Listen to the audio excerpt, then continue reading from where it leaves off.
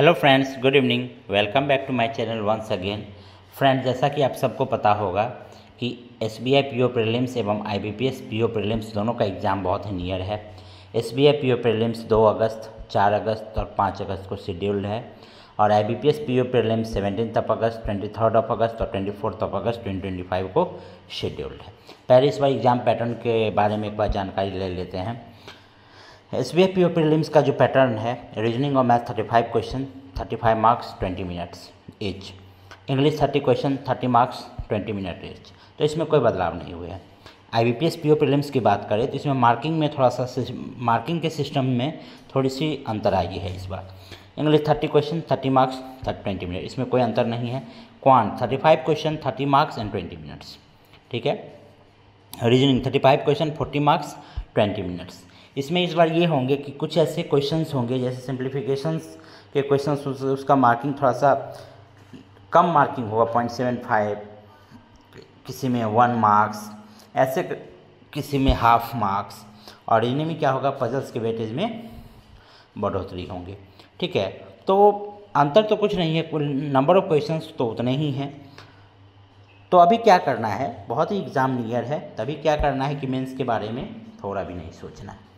अभी क्या करना है, चाहे वो एसबीआई पीओ का हो या आईबीपीएस पीओ का हो, मैक्स टू मैक्स यानी 2 से 3 मॉक देने ही देने हैं।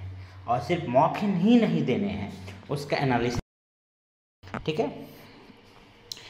अभी तक आईबीपीएस पीओ प्रीलिम्स के एडमिट कार्ड नहीं आए हैं, लेकिन एसबीआई पीओ प्रीलिम्स का एडमिट कार्ड आउट हो गया, ठीक है। जिनका भी एग्ज़ाम है प्रीलिम्स का, एसबीआई पीओ प्रीलिम्स का, उसी टाइम में कोशिश कीजिए मॉक देने का जिस टाइम में आपका एग्जामिनेशंस शेड्यूल्ड है।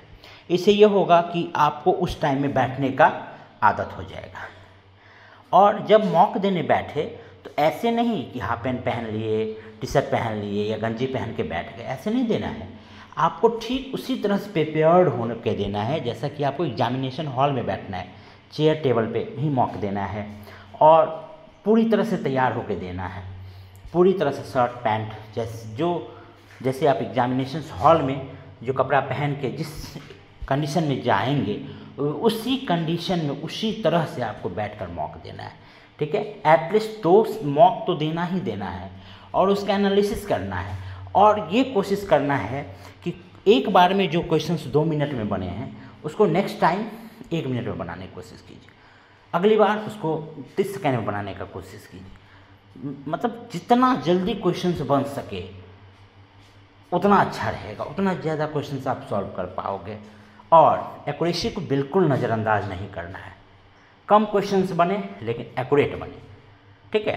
क्योंकि ऐसा होता है कि एक दिन में 3 से 4 शिफ्ट्स होते हैं, ठीक है, 4 शिफ्ट होते हैं। अब 4 शिफ्ट में क्या होता है कि चारों शिफ्ट में के क्वेश्चन किसी में इजी, किसी में मॉडरेट, किसी में टफ क्वेश्चंस होते हैं, ठीक है। तो यदि मान लो कि आपका जो जिस शिफ्ट में आप एग्ज़ाम देने जा रहे हैं, यदि उस शिफ्ट का क्वेश्चन का लेवल जो है बहुत हार्ड हो गया, तो उसमें क्या होगा, यदि आप एक्यूरेसी के साथ बनाए हैं तो जब नॉर्मलाइजेशन होगा, चारों शिफ्ट के पेपर को इक्वलाइज किया जाएगा, इक्वेलेट किया जाएगा, तब क्या होगा, यदि आपका शिफ्ट टफ था और आपका एक्यूरेसी बहुत बेहतर है तो आपका मार्क्स क्या होगा, हाई हो जाएगा, ठीक है। तो इस चीज़ को ध्यान में रखना है। Maximum to maximum mock test देने हैं, ठीक है, जहाँ मिले उसको दे लेने हैं, ठीक है। तो आई होप आप लोग इसको अच्छे से समझ गए होंगे कि कैसे इसको क्रैक करना है प्रीलिम्स का। अभी जीए नहीं पढ़ना है, एडिटोरियल पढ़िए, इंग्लिश पढ़िए, रीडिंग स्किल बढ़ाइए और मैक्सिमम टू मैक्सिमम मॉक दीजिए, ठीक है। आई होप आप लोग समझ गए होंगे। Thank you and all the very best and good night. अच्छा लगे तो चैनल को सब्सक्राइब कीजिए, दोस्तों के साथ शेयर कीजिए। Thank you and all the very best.